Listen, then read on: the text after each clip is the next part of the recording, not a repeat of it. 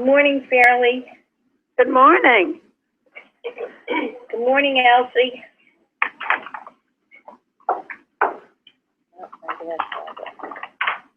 Is it area 205?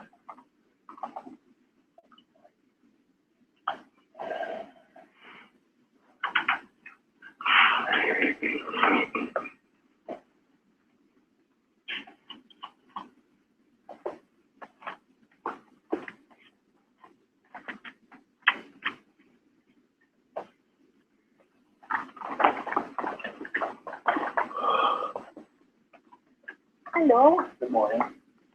Good morning, Jose.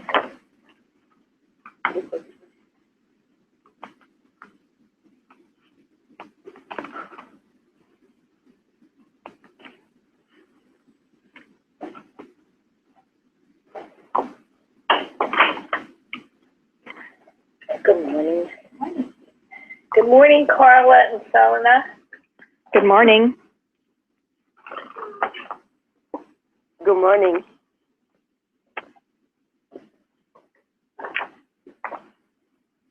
Good morning, Betty.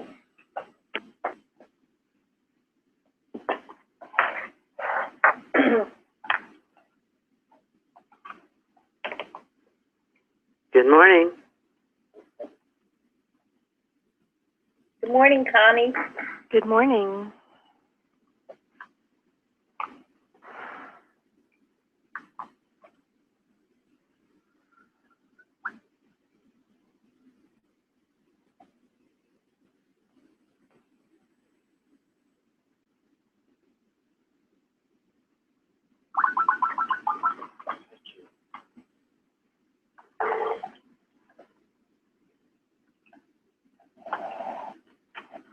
Okay, we'd like to access the camera.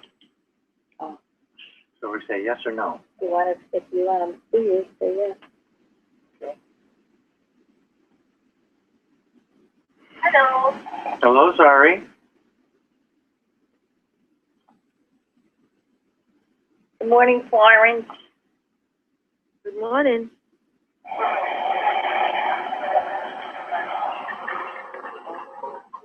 Good morning, Jim. Good morning. Good morning. Who's 203791? Yeah, tell her we'll have to mute them because they're noisy. Yes.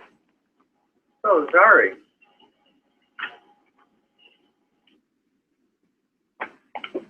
Hello. Good morning, Len. Hi, how are you? Good.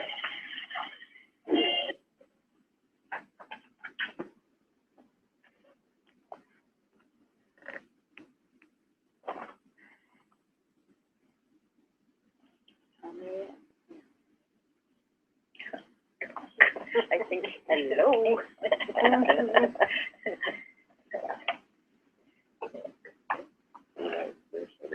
Good morning, Tom. Good morning.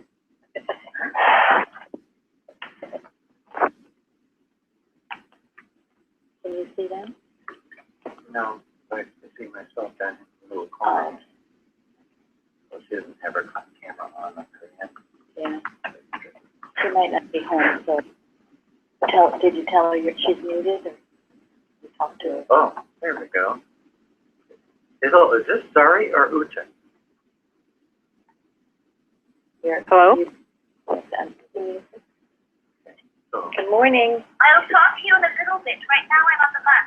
we thought we heard a lot of noise. So.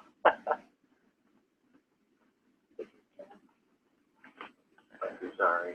Oh, I don't know. Now she's on the bus. Yeah. Wow. The afternoon in Germany. Yeah. Well, she's got her prepared and she's good for her. Yeah. Hi, Sounds Bella. like she's taking care of her own muting. Good morning, Bella.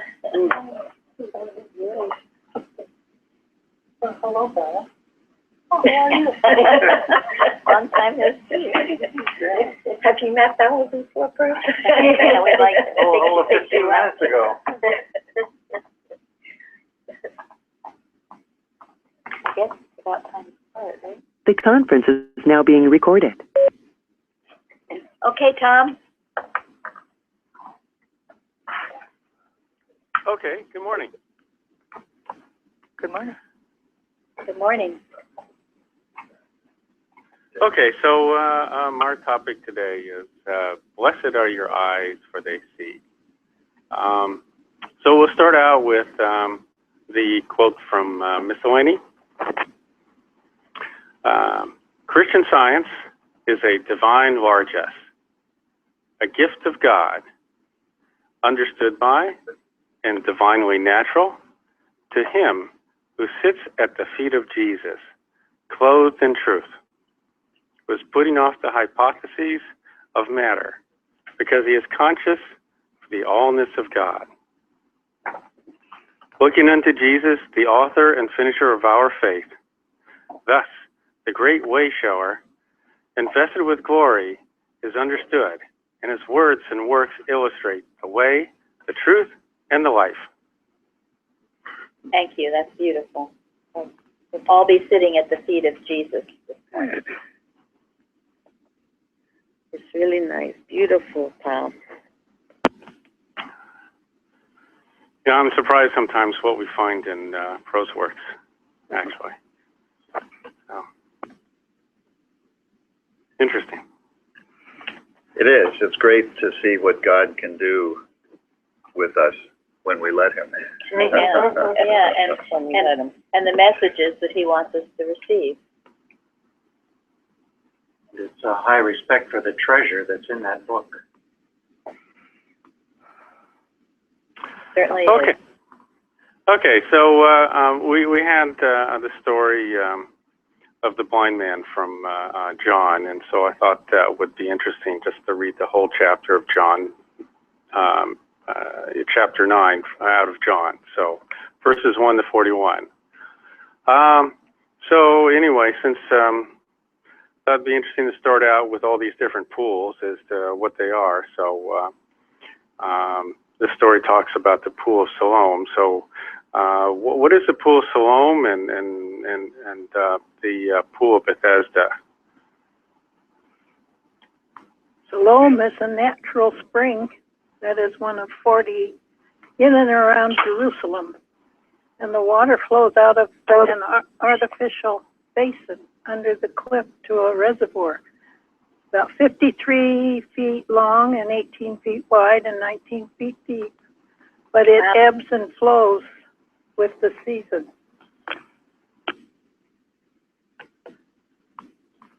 Thank you, Jean. Remarkable. It's a pretty deep pool. Pretty big pool. Yeah. Yeah, you don't want to fall in. It's inside the city of Jerusalem. Both of them are. Both of them are. So it was the only permanent source of water for Jerusalem. Huh. It's interesting that that pool is fed by the, I think it's pronounced Gihon Spring. And, you know, that is, of course, a term mentioned in our glossary, which is significant of the rights of woman acknowledged. Oh, thank you. I hadn't picked up that connection. Thank you very much. Interesting. Really? Hezekiah built a tunnel whenever they were being invaded by the Assyrians because it had been outside the city and really not able, they couldn't protect it at all. And he built this long tunnel so it would flow into the city, and it was all kind of, I guess, covered up because they could protect it that way. And whenever they were, the Assyrians came up against them, they had water. Thank you, Connie. Yeah, it was interesting. It dates all the way back to Hezekiah. And, I didn't know what these really pools were for. Everyone was debating them before ritual bath before going into the temple. And so that was interesting, a bit of I read about it, but I didn't really know exactly what they were for. Plus, they were supposed to have these healing tendencies or abilities, I guess you could say. The sick and the blind would lie there. Yes. And also this one, the Pool of Siloam, it wasn't discovered until June of 2004. They thought it was another place. And when these ancient artifacts, people would build churches on top of them to commemorate them, I guess, and then they would be hard to find. So, but in 2004, this was discovered when they were out excavating for some other reason, and they saw these huge stairs and steps, and there's a site about visiting the Holy Land or something that has these amazing pictures for those of us who will never travel there, unlike Tom. But anyway, yeah, Gary has some pictures. And here they are. Gary brought his pictures. No, it's amazing how big it was. It's very interesting. And of course, that word, Pool of Siloam, means sent. Here we go with that word sent again. Gosh, So you said can you hear me? Yes. Okay, so you said in June of 2004 they discovered Siloam and they thought Siloam was somewhere else?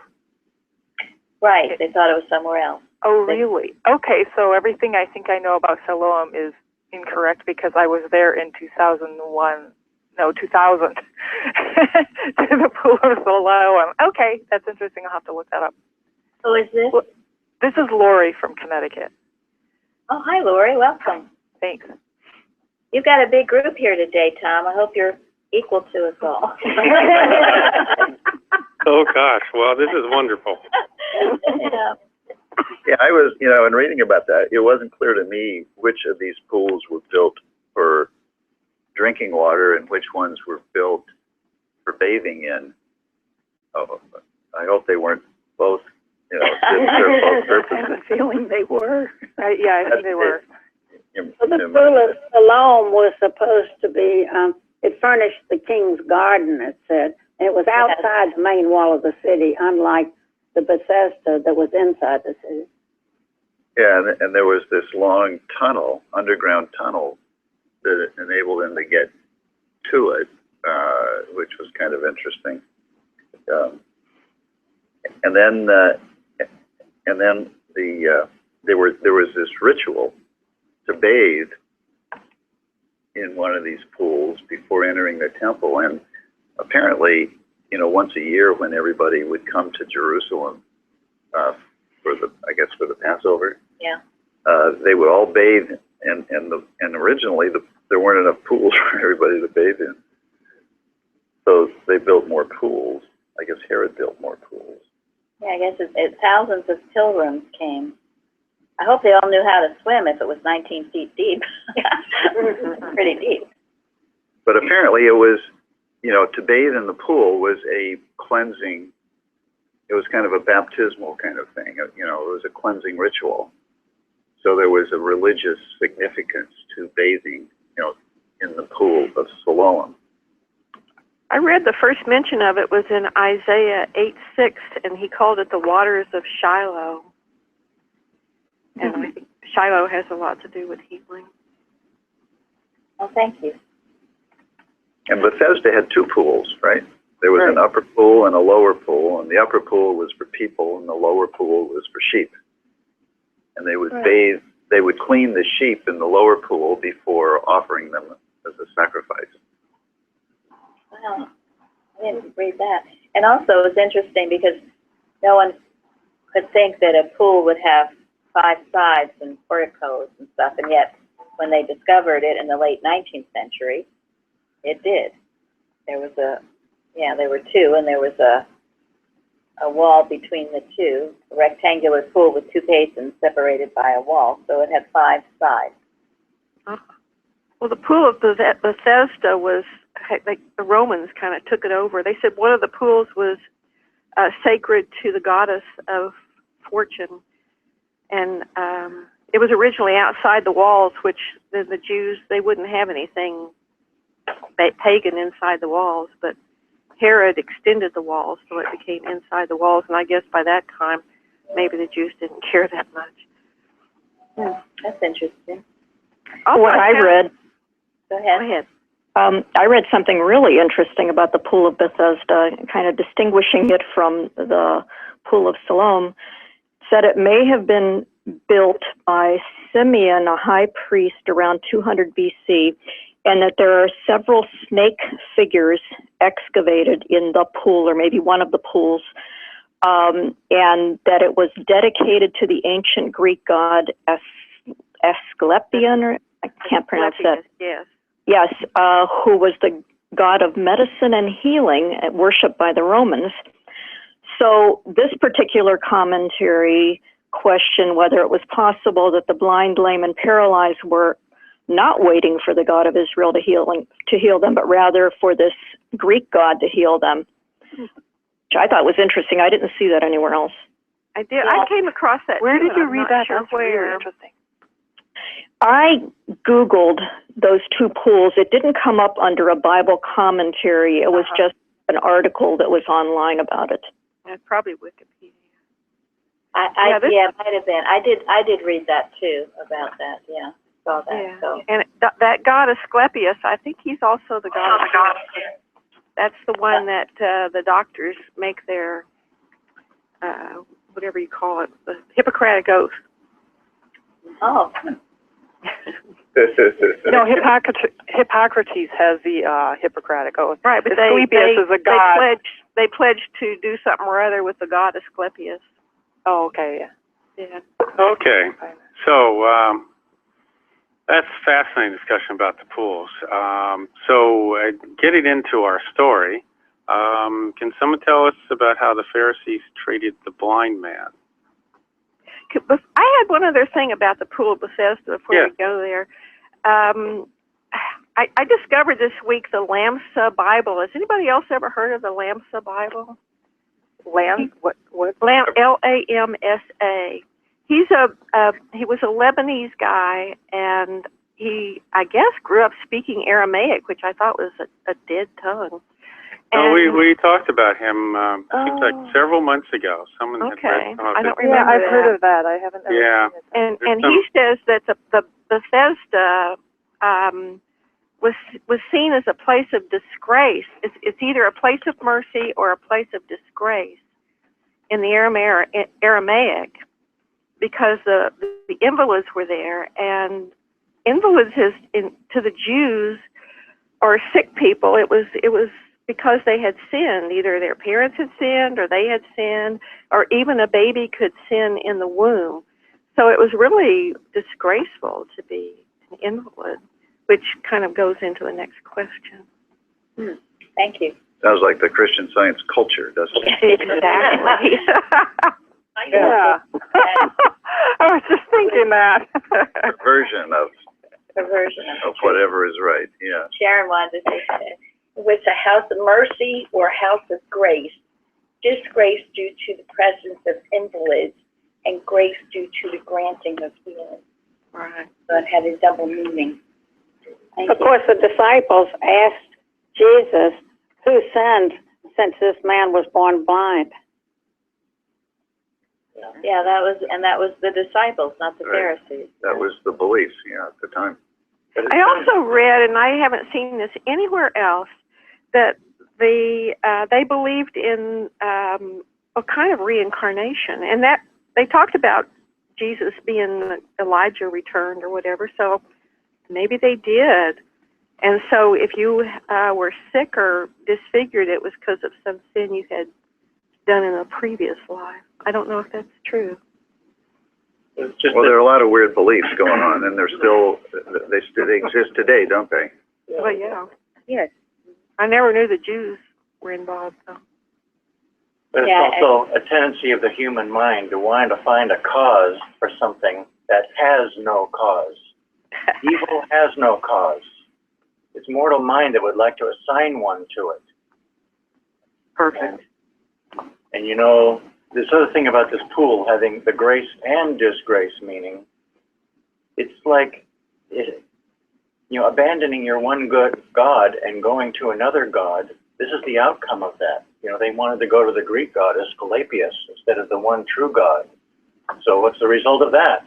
Well, you might find a little grace, but what comes with it is not so graceful also. Yeah, and this tendency to find fault or to blame, and especially if we have a problem ourselves, it is legitimate to ask God perhaps what what do we need to know better, or what, maybe was there anything that I did, or, to just go humbly before the Father in that, because there's always lessons to be learned. But to judge someone else is really verboten. You don't know. You have no idea what that person has been through, and yet, as Gary was saying, in the culture, and I know I did it too, it's a tendency, oh, look what happened to them, they must have been really doing something awful. So just watch it with that one. What thou seest, that thou beest. So be careful. We can't judge others because we haven't walked a mile in their shoes. Yeah, I was thinking about this pool. Some people will probably think, I used to actually, that the Jewish people were using this pool in a very materialistic way, or ritualistic way. But Jesus himself actually used this pool to perform the great work of God. He could have opened his eyes like he did many times. But why did he rub clay on his eyes and told him to go to that pool to perform almost the same ritualistic performance that's been going on for years? I've been thinking about it. I think you can understand that the pool actually was there for a very significant purpose, to do the work of God, like Jesus said. And maybe for centuries, they haven't been using it for that purpose, giving God the glory and using it for the work that God had put the pool in place for, until Jesus came and they performed this work. And he didn't condemn use of the pool. In fact, he made a very good, important use of it. I believe there's a presence in that pool. Yeah, I think it goes back to how valuable water is, and particularly in the desert where they lived. They were totally lost without water, so water was precious. And the question then is, who do they thank for the water? Yeah. Do they thank the one God, or do they thank some idol, some mysterious, belief? And it was important, and I think this is a good lesson for us today, to thank God for the good things that we have. Like, I don't want to call you off, like when people go to a doctor and God use that doctor to help them come out of their pain, they don't see God working through that doctor. Even some doctors don't see themselves as the ambassador of God. They take the whole glory, and people tend to give glory to doctors instead of God, who is actually using that doctor to do that a great work. I think that's probably another part of this.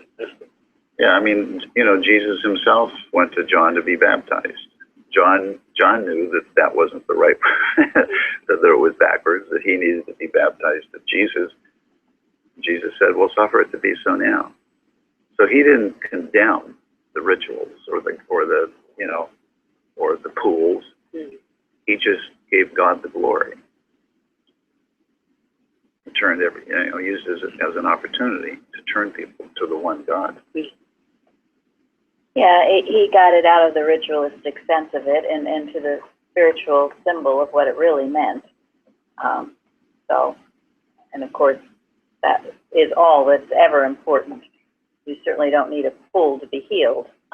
Well, just like some people will say, you don't need to be in a church to be a Christian.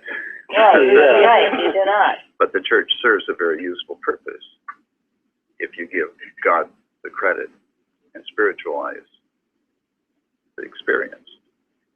Going back to the lame man at Bethesda, he didn't even go in the pool. Pick up your bed and walk. Mm-hmm. He didn't even use the pool.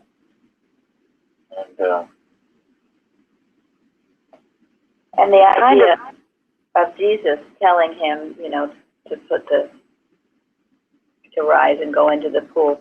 In many instances with Jesus' healing, the person is told to do something, and it shows obedience to do it. It shows humility and obedience.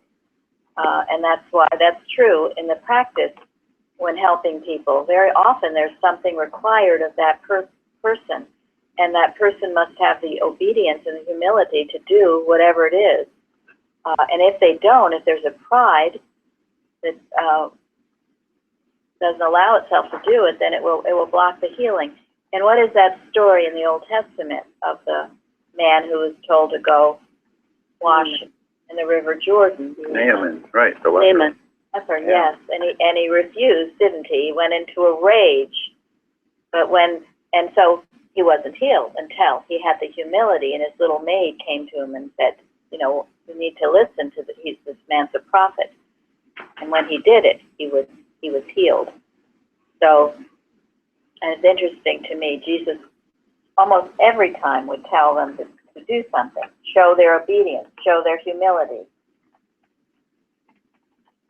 So are we even answering your question, Tom? How are we doing, Tom? Tom wants to go to question 2. Well, can we talk just one moment about Jesus' use of the clay on the man's eyes? Because I've heard a variety of things among Christian scientists about their thoughts on why he did that. Does it matter? But sure. I'm sorry, I don't mean to be. Sure. What was that? What was that question again, Tom? That may be question number 4, but sure. Why he used the clay? Oh, I read that it was kind of a popular thing, that it was a belief that spit mixed with clay was a healing thing for eyes in those days to the Jews. And would that be the reason Jesus used it? Well, it would have to have some meaning. I think Jesus. So maybe it was like a placebo. Maybe it was the way to open the blind man's thought to the possibility of healing. Yeah, here's my thought. Even if the spit in the soil was made mud or clay or whatever, even if that did have a healing property in that culture, or even still today, it would not have cured a man born blind. And that's the thing that they were talking about later on in this story, where we've never seen a man born blind healed of his blindness. And so even if, as some critics of Christianity in general say that, oh, Jesus learned all these healing arts somewhere else, and even if he was doing that, it would not have healed a man born blind. So, well, we know that it wasn't the clay and the spit that healed him. We know. Yeah, that. I know. Right. And I know all you know. and Jesus knew it also. Right. And I don't think because he was born blind that his healing would have been difficult for Jesus, because he did many things more difficult than that. I mean, he raised the dead. So somebody who was there for 4 days, he raised him up. So somebody who was born blind is probably one of the easiest things he would have done. But I think that's more. Only God knows why he did that. We can only imagine. Yeah, that's right. It's speculation. Why did you ask the question, Donna? Do you have an answer? Well, because it has always come to me that everything Jesus did was significant, and there was always a spiritual reason behind it. And what has always occurred to me about this was that he was spitting on the ground. I think he was spitting on that belief of life in matter, covering the material sense of eyes with that false belief of life in matter, and asking him to wash himself clean of all of that, that matter was not the source of his vision. And I think it was a total contempt for the material belief of life in matter. And that spitting up, I thought was significant of that. That's always what's come to me about that. I think that's I like a good. that. That's a good. Yeah, that's a good way to think about it. good, Donna. Thank you. Yeah. That's a good way to spitting on the material ways and means. And he did, and he was always dealing with thought. So it obviously, apparently, had something to do with opening the thought of the blind man to the possibility of healing. Yes. Yeah.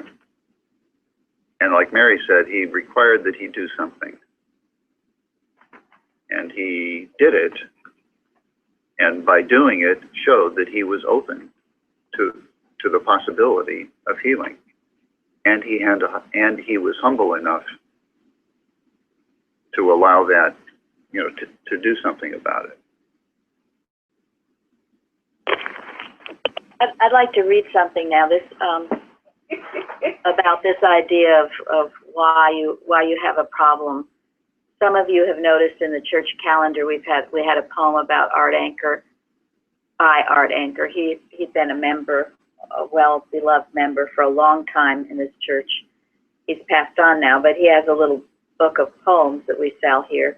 But this is a beautiful poem that he wrote, and I'd like to read it because it's significant. It's called Only Now. Dear God, I prayed, tell me what I need to know. My healing seems so slow, so slow. Is there some old hidden fault in me that blinded I refuse to see? Or perhaps some dim dark past that won't let go? And then an answer came just this way. My son, don't you know you are perfect and always have been? Just rest in that. There is no past. So that is a beautiful answer to a lot of things. Okay, we'll go on. Well, that was a good discussion on the pools. Yeah. So have we asked, contrasting the Pharisees treated the blind man to how the blind man treated Jesus? Yeah, let's go to number 2, Tom. All right. Well, just a moment while I finish toweling off, okay? I was just getting out of the pool, you know. So.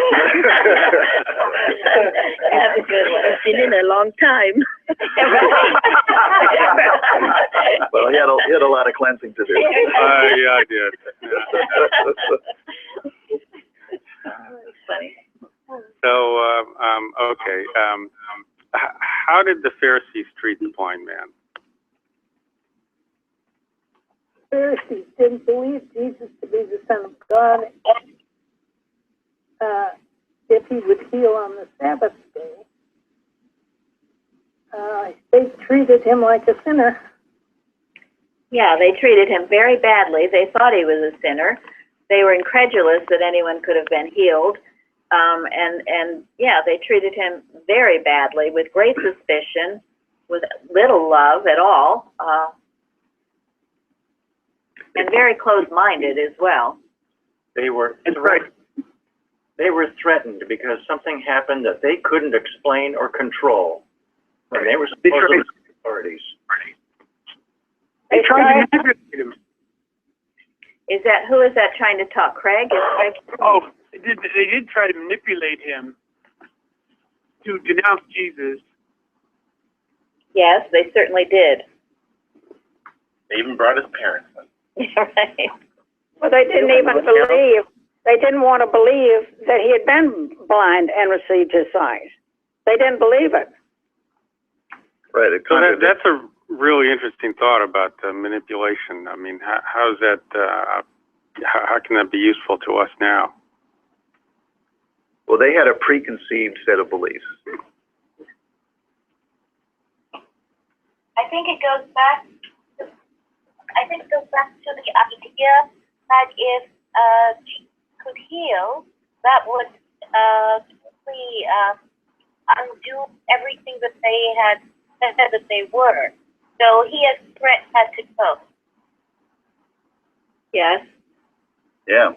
Why I wanted to ask people questions, because if they really believed what Jesus had done, to put a divide in how people had seen themselves as Jews of society with the Pharisees. Okay. Did we get most of that? Yeah. Tom's question was about the manipulation. Craig, did you want to say anything more about Right. and how it applies to us?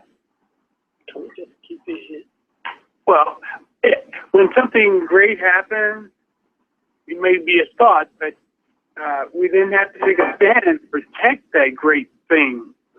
And I see he had to stand up and say, yes, so it's just the healing, and everything about it is wonderful and godlike. And they really came at him. And I love how, oh, sorry. No, I'm done. Hey, Craig, finish. He's done. He's finished. I love how disrespectful the blind man and the parents were to the Pharisees, which shows that the Pharisees took themselves very seriously, but maybe other people didn't take them that seriously.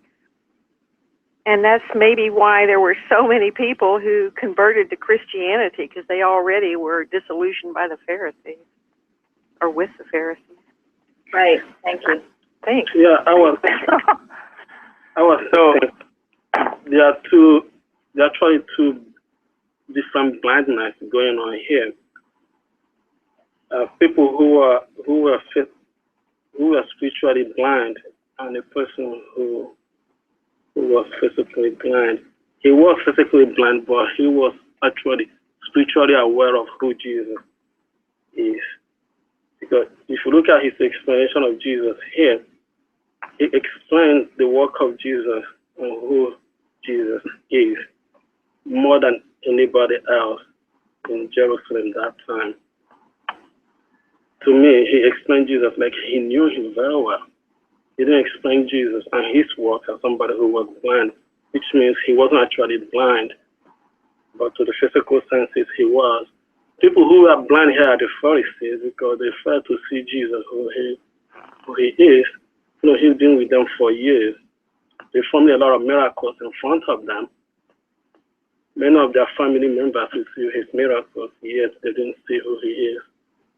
But somebody who was born blind saw completely who Jesus was and explained to him in a perfect way. And you cannot change that. That's great. Thank you, Benjamin. Good point. Jeremy's been trying to say something. Oh, I just was thinking about the Pharisees walking by all these invalids, you know, as they get older and they go through their training, and I think they just learn to see these people as subhuman, and they just see that, oh, it must be their fault that they're not getting healed. So the fact that somebody else came along and healed them must have been just way too much to deal with. Yeah. So. Yeah. Yeah, I mean, it threatened the very, basis of their thought process. I mean, it was a huge threat to them. I mean, everything that they learned to believe, their job was in jeopardy.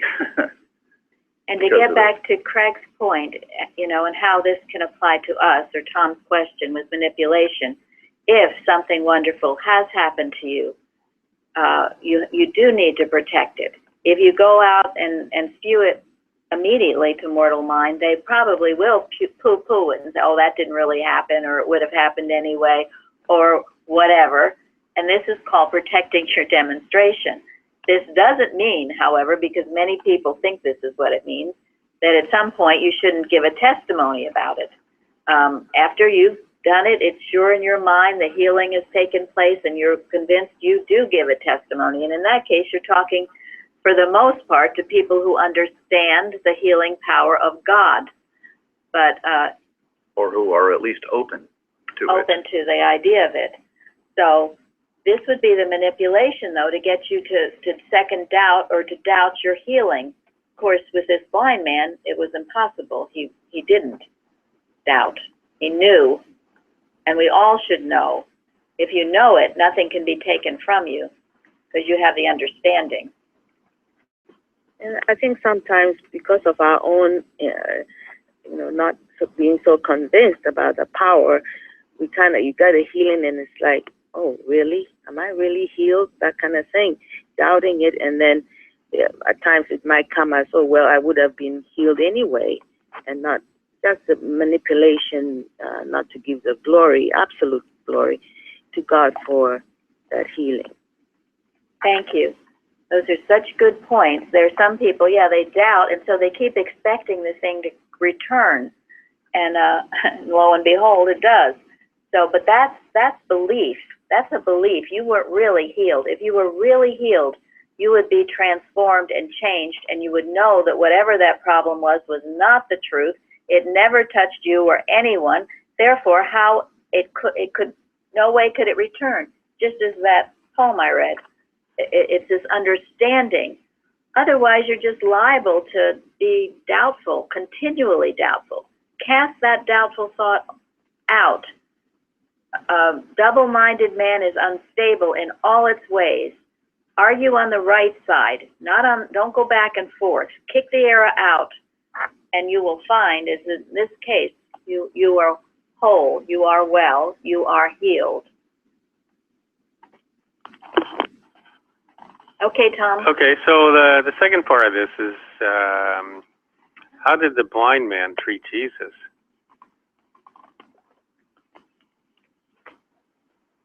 With gratitude and respect and honor. From the beginning, he replied to them, he is a prophet. I mean, he believed in his transformation himself completely. I read that he also asked the Pharisees if they wanted to be disciples. I thought that was amazing. Yeah, that's true. Thank you, yes. Do you think he was being sarcastic there, though? Knowing they would say no? Whatever, it was wonderful. Well, whatever. Yeah. Yeah, I didn't take it that way. I think he was so convinced that he, but who knows? There again, this speculation, I guess. Yeah, he had obviously great respect and reverence for this man who healed him, and was totally open to the fact that he was a prophet, something very special. Certainly not a sinner, because a sinner couldn't do that healing work. You know, it seemed a lot like the quote from Mussolini for today, sitting at the feet of Jesus. Yes. And this today, this is your test. If you have doubts about who's who and what's what, by their fruits ye shall judge them. Is there healing going on? Are people being transformed? Not to be tricked by error to think, oh, this or that, but this is always the acid test. How much healing is going on? That's the proof that a person really understands the science, is in the healing work. I liked the part. Oh, go ahead. Go ahead. Go ahead. No, go ahead. I was just going to say I liked the part of the story where they cast the blind man out after all this, and Jesus went and found him and connected with him again. Yes, the Good Shepherd. Yeah, and just to answer a previous question, I don't think he was being sarcastic when he suggested to the Pharisees that they become disciples. Oh, really? Okay. He could see the blindness of their belief. He could see how depraved they were.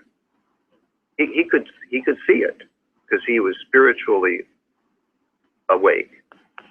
As Benjamin brought out. As Benjamin brought out. So he saw the depravity of their thought, and he was genuinely suggesting that they improve their thought by becoming a true disciple.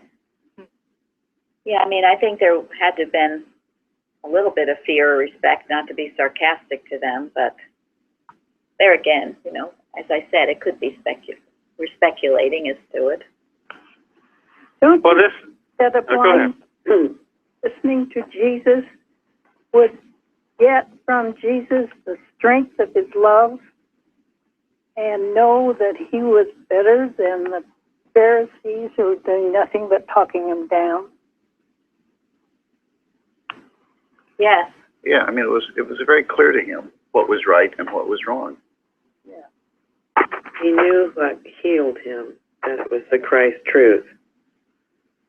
Right, and he knew that, and he didn't flinch. Right, and he went around and told people, and he offered it to the Pharisees.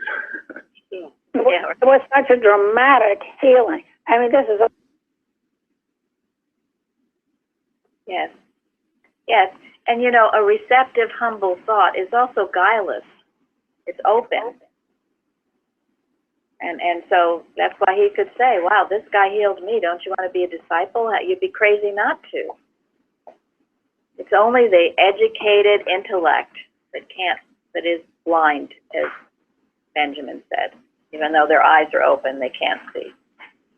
And also, I think that actually can make the difference like you are saying about healing, about somebody being healed permanently and the sickness or pain coming back again. Because when you recognize who heals you, God who heals you, He may use the doctor, He may use somebody next to you, but it's still God who is doing the healing. Recognizing this can make the healing to be permanent, like in the case of this man. But when you give the glory to material means, nothing material sustains. Yes, thank you, Benjamin. It does not sustain. That's so true. And that's true of things that you think you own. First of all, God owns everything. But if you think that you just got it somehow humanly, you will lose it. The only way anything is permanent is to see God behind it. That includes everything in your life. Everything. You always put it back to God and thank God for it. What comes to mind with this man, how he glorified Jesus in spite of the Pharisees' presence, is the woman at the well, the Samaritan woman, who didn't care either when Jesus, told her what he did, went and told everybody. They were people who objected to Jesus Christ, and yet she didn't care either. And the same spirit moved this man. When you see something so great, who cares? It doesn't matter. I will say it anyway. So. You sound like you're starting to answer our next question. So, tell us about the courage of the blind man compared to the courage of his parents. That was a beautiful answer, Florence. And again, all these stories, we apply it to ourselves. Are we willing to speak out courageously for the truth? Or are we timid? Are we afraid of being excommunicated, God forbid? And all the great workers and healers in science were excommunicated. And I will say excommunicated too. Maybe some did leave, but most of them were excommunicated. For what? For healing, for speaking out courageously. The human mind never likes that. Our church was excommunicated for not failing to give 100% support to the BOD. We wanted to work within the church. We were excommunicated. We were given a choice to obey God or to obey those people, and we chose to obey God. So make sure you individually and perhaps collectively have that courage to speak up and not be afraid, as his parents were. I mean, they said, they just really wimped out there. Why don't you ask him? He knows. They were afraid of being excommunicated. Well, who cares if you're excommunicated? As Florence said, it would be great. Who wants to be part of that? I thought after that they still were excommunicated too. So their sons. So they were? After that they still excommunicated them. Yeah. Even their denial of Christ did not save them. So why not? Go for it. Go for it. Benjamin's right. Go for it. Yeah. All their cowardly action didn't save them anyway, nor does it ever do. It doesn't. Speak your mind. Be who you are as God made you. And never be afraid. Sorry. No, I'm done. Go ahead. Oh, I think that blind man was so bold and courageous. I mean, if you look at verse 27, when they asked him a question, he said, and just paraphrasing, I already told you, and you did not hear. That's pretty bold, Right. Do you really want to hear it again? Right, that's true. Are you going to be his disciples? I mean, he puts it right to him. Are you going to be his disciples? Yes. I mean, there's absolute clarity on that. That is moral courage. Yeah. And that is what is required to practice Christian Science. Thank you. Yes. He was an independent thinker. I really like the way he refused to give in to their demand that they think as he think as they think, that he do what they tell him to do. He didn't give in to the intimidation and the arrogance and the manipulation. He reasoned through it. All of his explanation to them was him using his own sense of understanding and reasoning as to what happened and why it made perfect sense that Jesus was sent by God. And Mrs. Eddy, that's what she demands of us. That's why Christian Science is what it is. We come out from ecclesiasticism and we think independently. She says the time for thinkers has come. Thank you, Sana. Exactly. Wonderful. Very good. It's up to each one of us to be this independent thinker.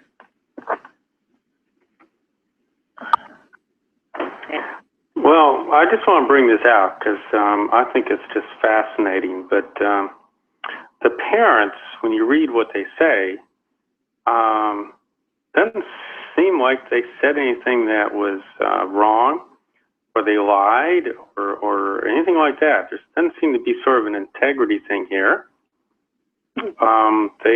They answer factually, and then when they kind of get pressed, they say, "Well, you know, he's an adult. You know, why don't you ask him?" You know, I mean, how is that instructive to us? I mean, on the surface, there's nothing really wrong with what the parents said. It's the bland denial of truth. Bingo. And they were fearful. Yeah, they were more guarded. It's like they threw their son to the wolves. Yeah, Just but to I see. felt. Yeah, but that's a good question. It makes you think. Maybe it was a diplomatic thing to say or something, but it wasn't. It wasn't courageous. It lacked the moral courage. I know the man was bluntly honest, and the parents, you know, well, they were pretty cautious about the whole thing instead of being direct and blunt about it. Yeah, what Linda said, the bland denial. They weren't very grateful that their son had been healed. That's for Very sure. good. That sort of sums it up.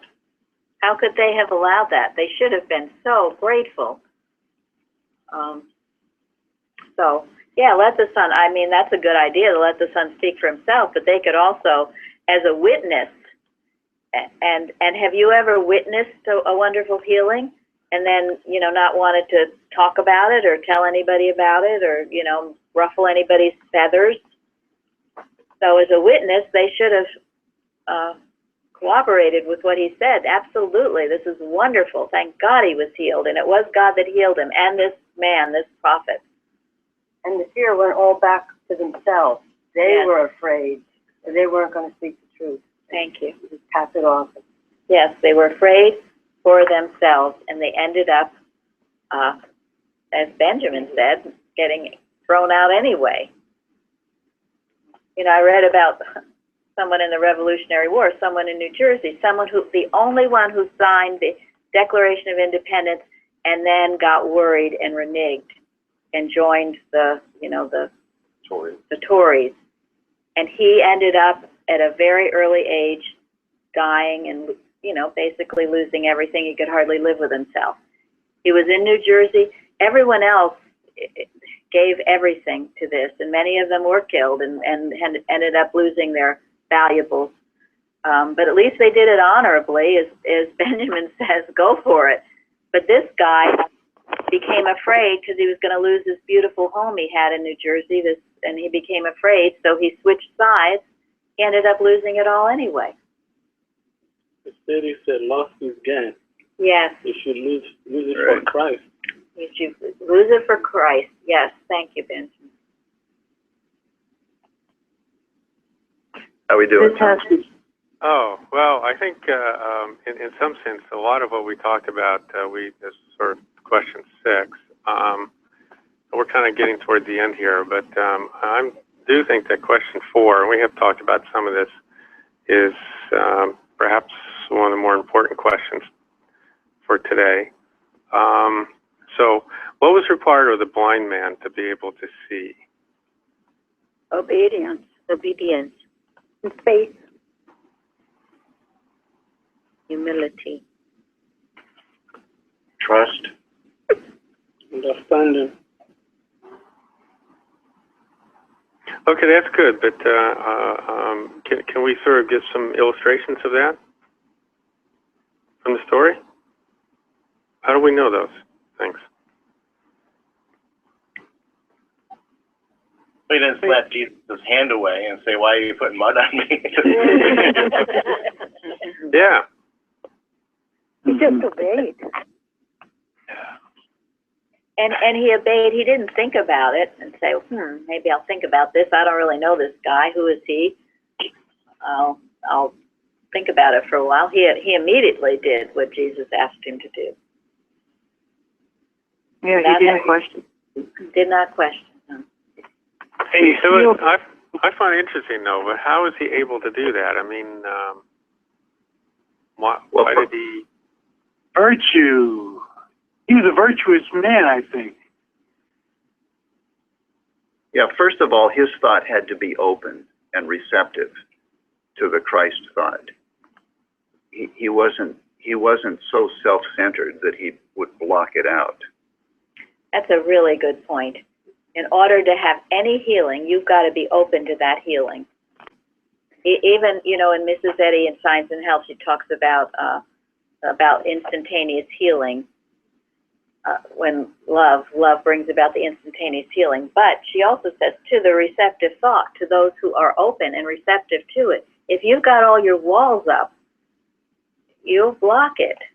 In truth, you're perfect and well now, but those walls got to come down. So thank you, that's a big, important point. He was open and receptive to being healed. We do see it in the contrast between him and his parents. Yes. Yes.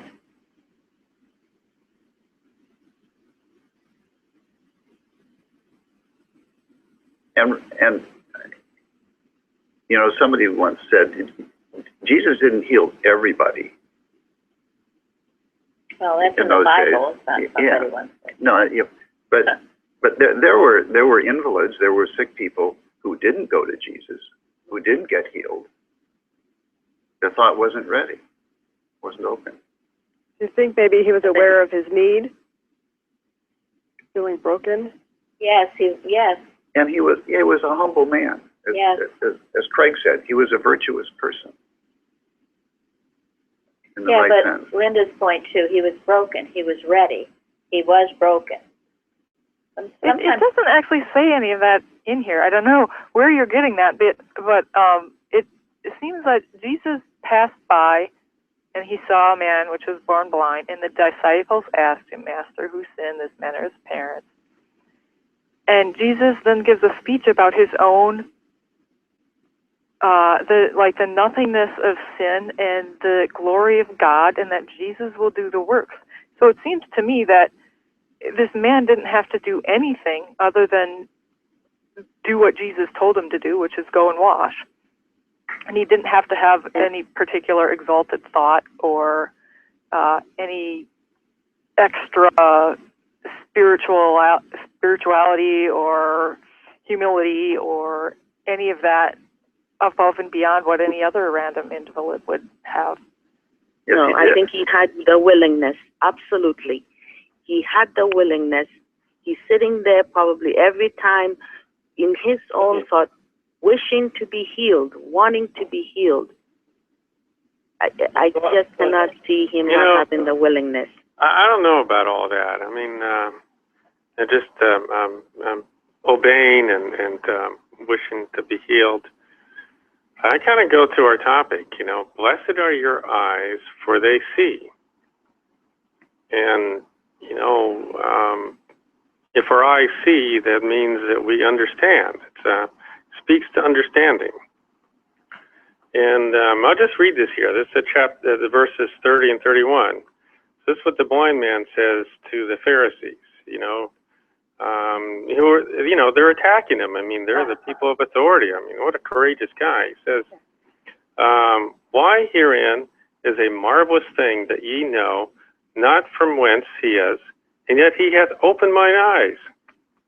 Now we know that God heareth not sinners, but if any man be a worshipper of God, and doeth his will, him he heareth. So when I read that, I said, how does he know that?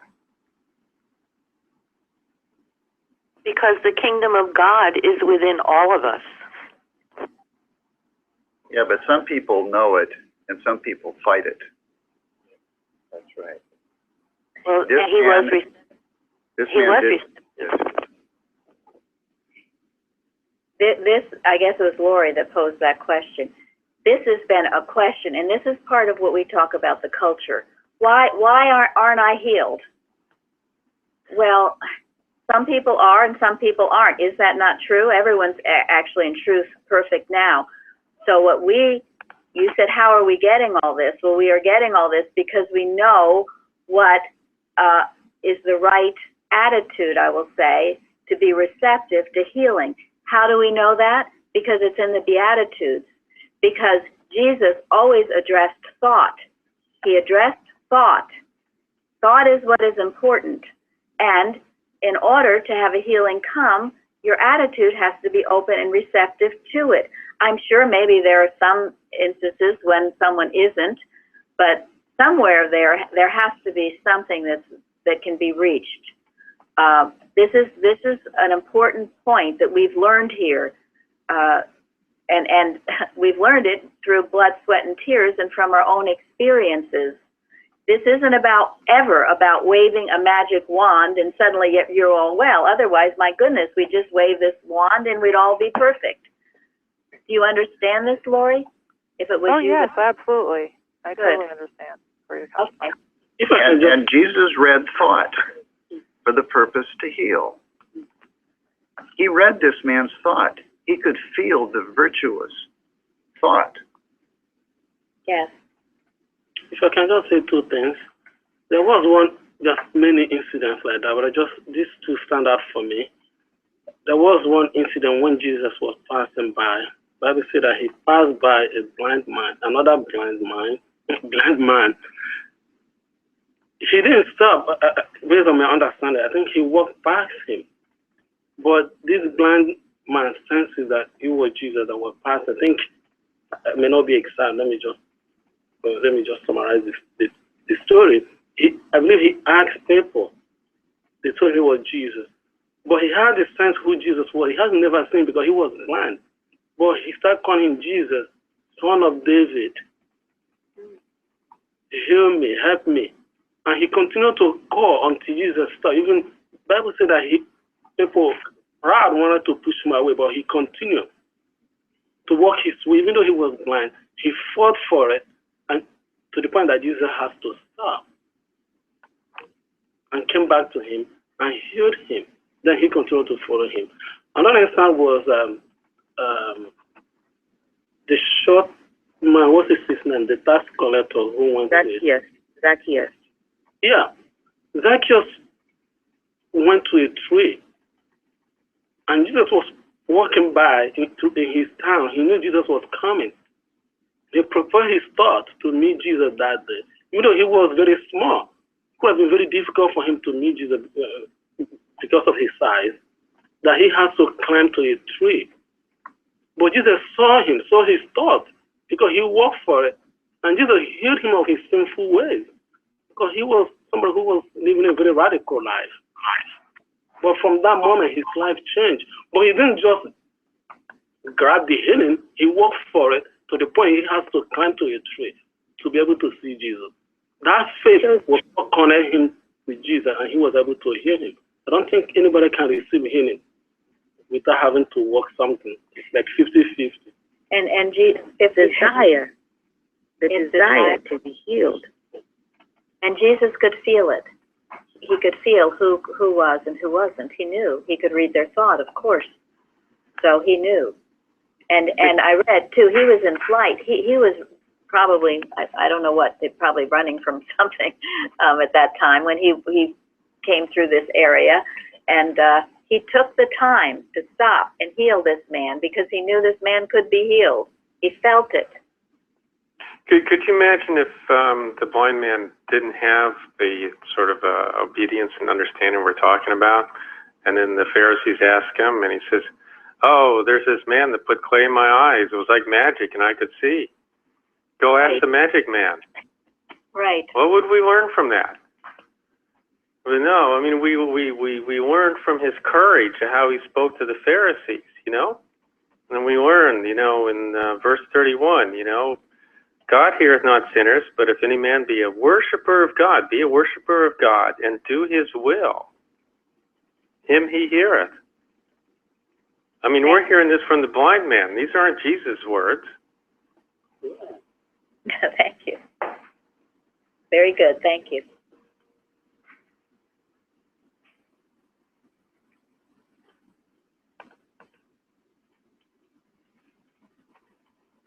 Shall we, is there anything more? We have answered a lot of the questions as we've moved Oh, I along. think we did. I think, yeah, I mean, I tell you, I think it's fascinating how we're learning from, like I just spoke about, from things that the blind man said, you know? Yeah. It isn't all that the only thing of value is what Jesus said.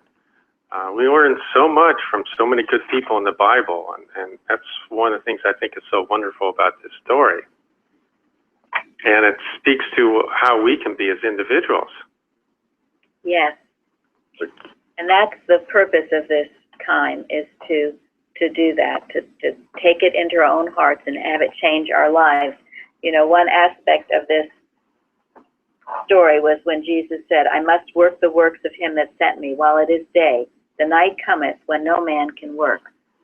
That applies to us now. We must do these works. We have a cause and a mission to bring forth. I've told many people we can change the course of history in doing this work together in unity, to have this understanding of what God is and what he does for man. How long we are going to have this, I don't know. If we don't do it, the night will come. So that's why there's an urgency here to do this work, and not just do it, but to do it well. And this certainly brought this story alive today, Tom. Thank you so much for that. Yes, thank you. Thank you very much. Thank you all for your comments. This was Wonderful really, answers, really good class. discussion. Thank you all very much. I'm going to go jump back in the pool now. Recording stopped. Thank you. All right. Thank you so much, everybody, for Thank you, too. Thank you. Glad you joined us.